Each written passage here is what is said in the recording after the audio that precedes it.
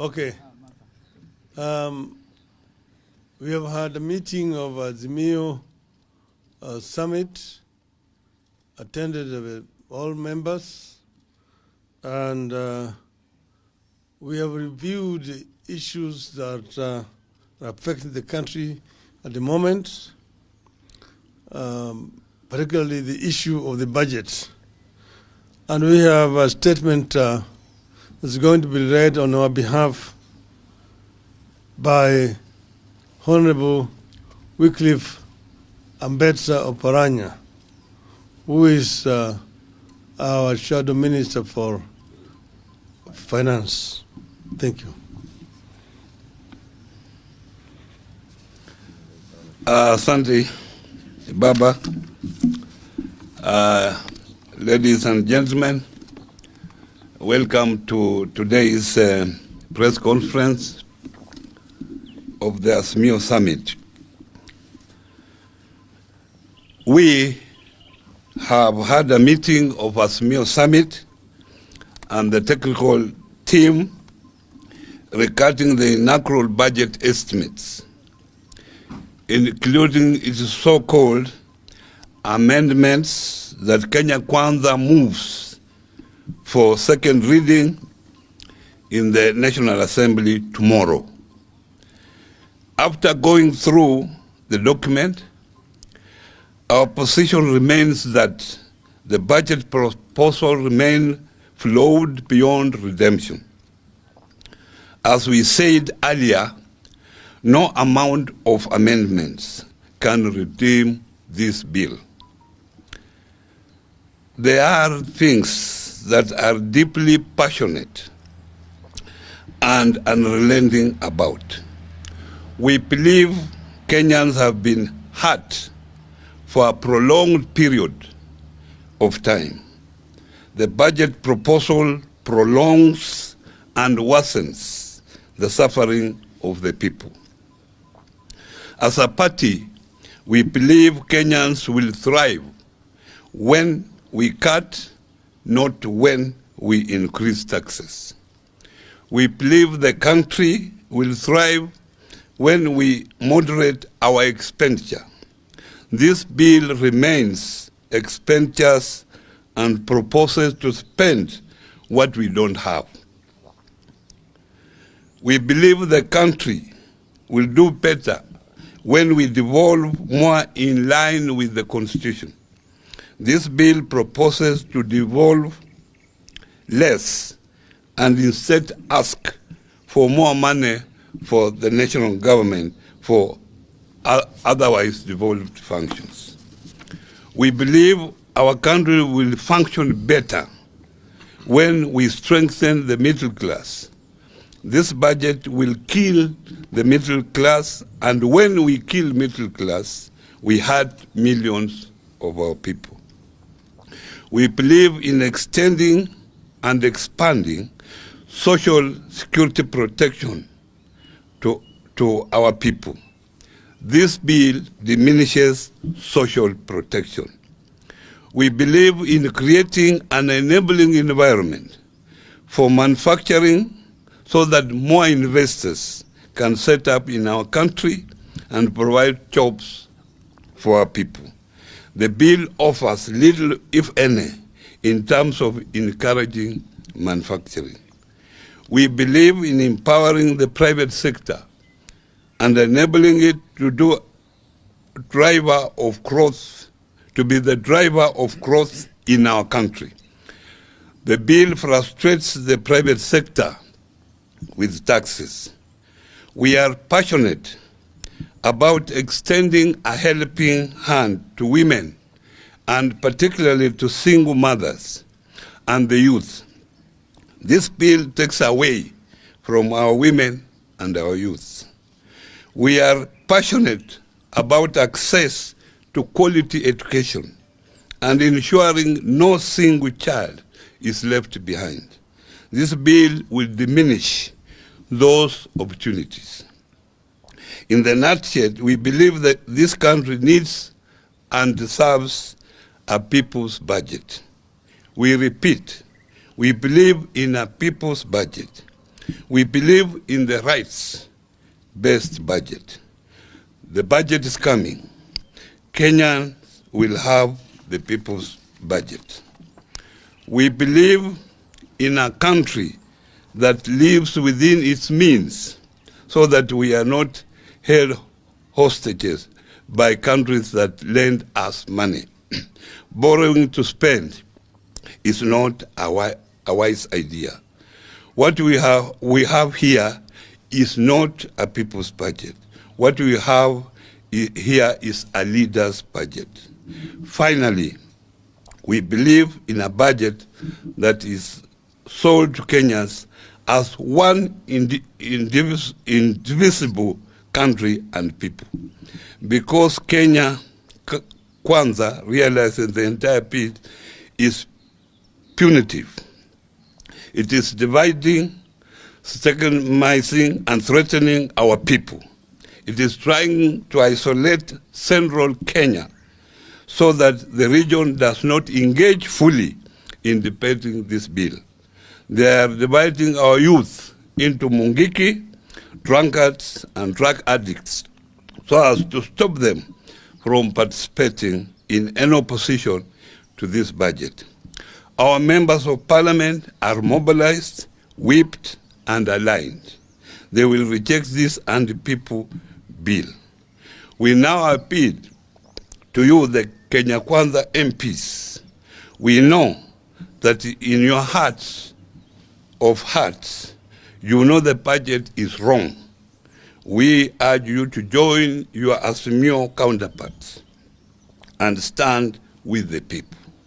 We ask Mama Mboga, watu wa mjengo, watu wa mkokoteni, watu wa bodaboda, the teachers, the nurses, the doctors, the hawkers, among others, to ask themselves, does this budget serve your welfare? Will this budget leave you better than you are? You are currently, or that you were as Kenya Kwanza was campaigning in 2022. If the answer is no, tell your MP to vote against this bill. Otherwise, we appeal to Kenyans to be on standby and the lookout. In the event they run this through your throats, don't give up, don't surrender. Join us in the next course of action that we will communicate soon. We shall emerge stronger. We shall overcome. Thank you. Any question? None. Asante. Kwa Kiswahili tu, Mheshimiwa Oparanya, tayari umesema kwamba you've said that another budget will be read soon, and we want to know under what circumstance or what structure is Azimio or is another budget may be read. You wanted me to say in Kiswahili? Yes. Vile unajua sisi kama Azimio tulikuwa na our own manifesto. Tulikuwa na manifesto yetu. Na katika hiyo manifesto tulikuwa tutafanyia wananchi mambo fulani. Kwa hivyo ile bajeti ambayo sisi tunafikiria ambayo itasaidia wananchi wa Kenya na ile bajeti ambayo inalingana na ile manifesto ambayo tulikuwa tunaambia wananchi tutawafanyia hayo mambo tukiwa kwenye serikali ya Azimio.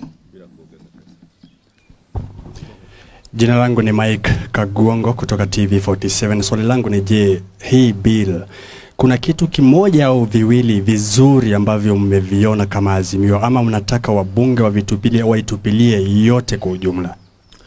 Unajua vile vitu hata tukiwa na kitu kimoja kizuri au vitu viwili vizuri, lakini yale yako mengi ni mabaya. Sasa uwezi kufanya amendments kila kipengele. Ndio kwa sababu tunasema hii bill si bill mzuri, ni bill mbaya, itupuliwe mbali. Ndio. But you had something to say. Ngoja kupatia. My name is Gatete Njoroge from Citizen TV. My first question is, if any Azimio MP goes against your directive, what course of action will you take? And when is soon, if the bill is passed today, when your supporters expected to get the way forward? Thank you, sir. Let us wait that when we cross the bridge. Let us wait after the voting. The decision will come from this summit. What action will be taken against the members of parliament who are in Azimio. But what I can assure you that all members of parliament have been mobilized to vote against this bill. And in any event, in any event, Azimio is not in the habit of threatening members of parliament. And after this budget, which is clearly anti-people, Azimio will be busy taking the next steps. We are reminding Kenyans, this budget will hurt them where it matters most: food, medicine, fuel, cost of living, and many more, as has been outlined. We are reminding Kenyans they are not helpless. The Constitution gives you sovereignty. Let us wait, and if the voices of the people are not heard, people must exercise their sovereignty. As a person from Mount Kenya, I have a message to William Ruto. Following his utterances, calling our youth Mungiki yesterday, I want to remind him that these are the same youth he requested for votes from, calling them hustlers. I want to remind him these are the same youths he instructed his lieutenants to use a section of unemployed youth from Mount Kenya for criminal activities, raiding the farm of the Kenyatta family, also causing mayhem in Kibera and other places during the demonstrations. Azimio has not used our youth from Mount Kenya or from any other place for criminal activities. Stop profiling youth from Mount Kenya. This is meant to curtail any political activity in Mount Kenya.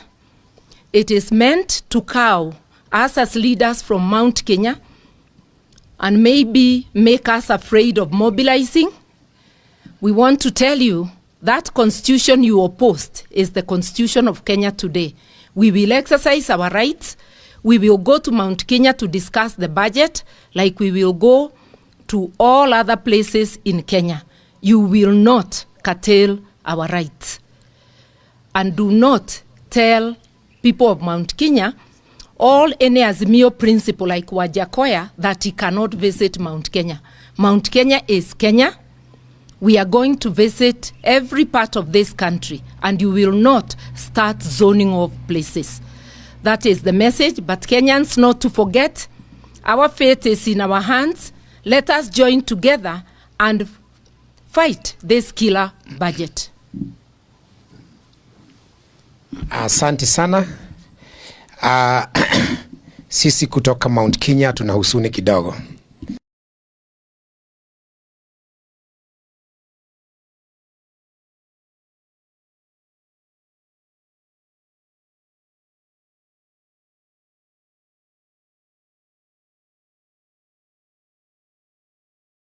Tumesikia kwamba kuna idhini ambayo imetokea kwamba Waluhya wengine wasikanyange katika eneo ya Wakikuyu.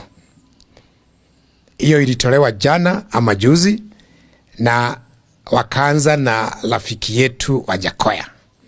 Ikasemekana kwamba ni hatia Wajakoya kuja katika eneo ya Mount Kenya.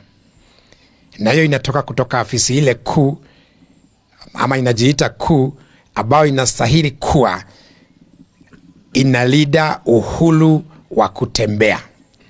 Mimi ningependa kusema ya kwamba Waluhya ni ndugu zetu kama Wakikuyu, Wakalenjin ni ndugu zetu, Wamasai, Wajaluo na kila kabila katika Kenya hii wana sehemu katika eneo ya Mount Kenya, kwa sababu sisi hufanya biashara na wao, sisi huona na wao, na sisi tunajiona kama wa Kenya. Kwa hivyo kama kiongozi kutoka Mount Kenya, ningependa kuwaalifu ndugu zetu kutoka jamii zote karibu 40 na kitu kwamba huo sio msimamo wa watu wa Mount Kenya. Tunamwalika nyote, Wajakoya akuje, Atwoli akuje, Oparanya akuje, Mudavadi akuje, na wale kutoka jamii zingine wakuje.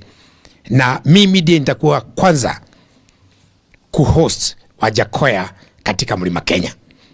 Wajakoya tengeneza siku, mkuje na baba na Wabaluya wote mkuje tucheze isukuti Mount Kenya. Hiyo nyingine ni mambo ya youth wetu.